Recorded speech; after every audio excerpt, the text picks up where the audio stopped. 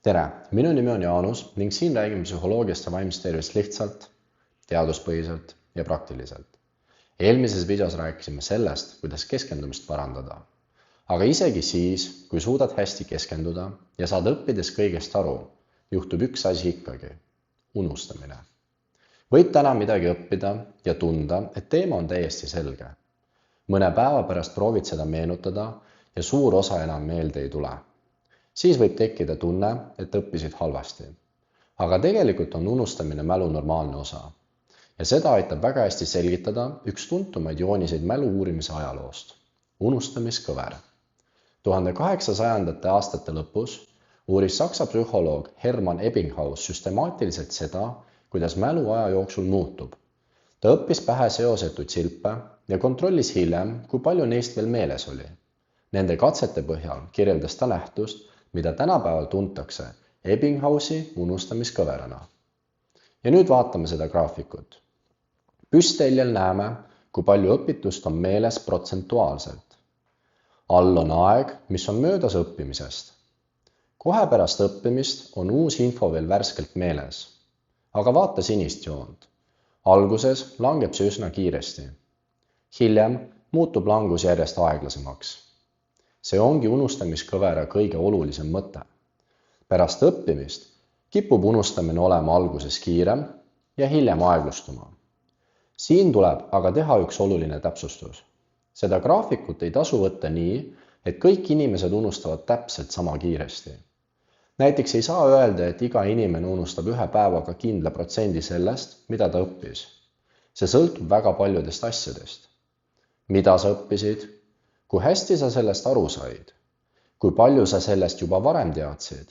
Ja kas sa kasutad seda infot hiljem uuesti? Seega, ära keskendu sellel graafikul konkreetsetele protsentidele. Vaata pigem joone kuju. Uus info võib ilma kasutamise ja kordamiseta alguses üsna kiiresti nõrgeneda. Aga nüüd vaatame rohelist joont. Siin muutub asi õppimise seisukohalt palju huvitavamaks. Oletame, et oled midagi õppinud ja tuled mõne aja pärast selle juurde tagasi.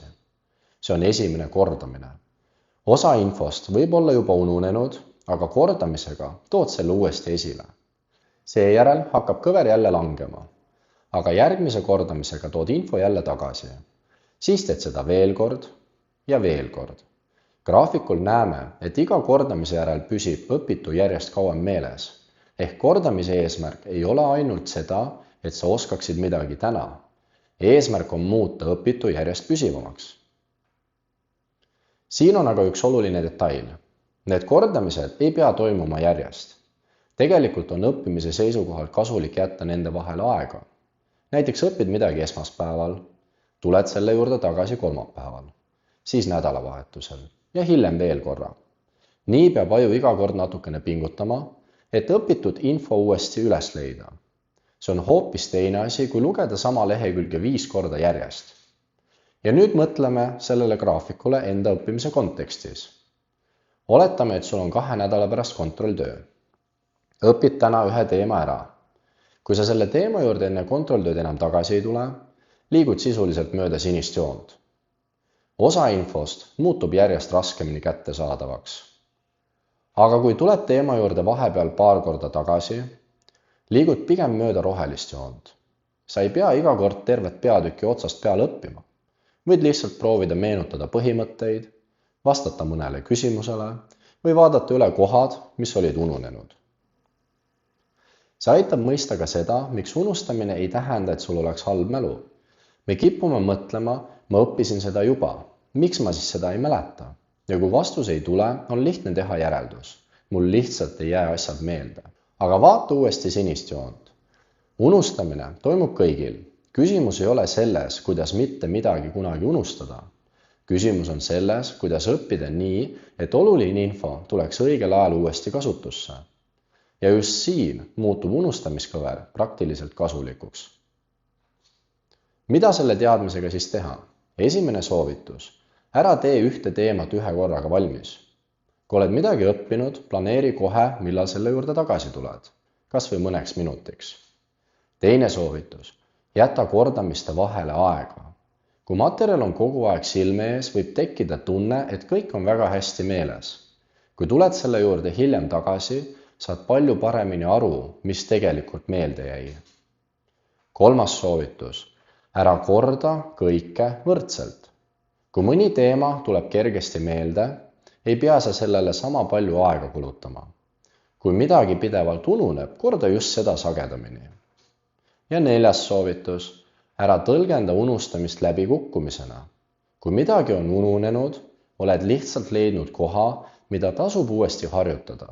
See on kasulik info, mitte märk sellest, et sa ei oska õppida. Kui sellest videost jääb meelde ainult üks mõte, siis olgu see järgmine. Vaata veel korraks seda graafikut. Sinine joon näitab, mis võib juhtuda siis, kui me õpitu juurde enam tagasi ei tule.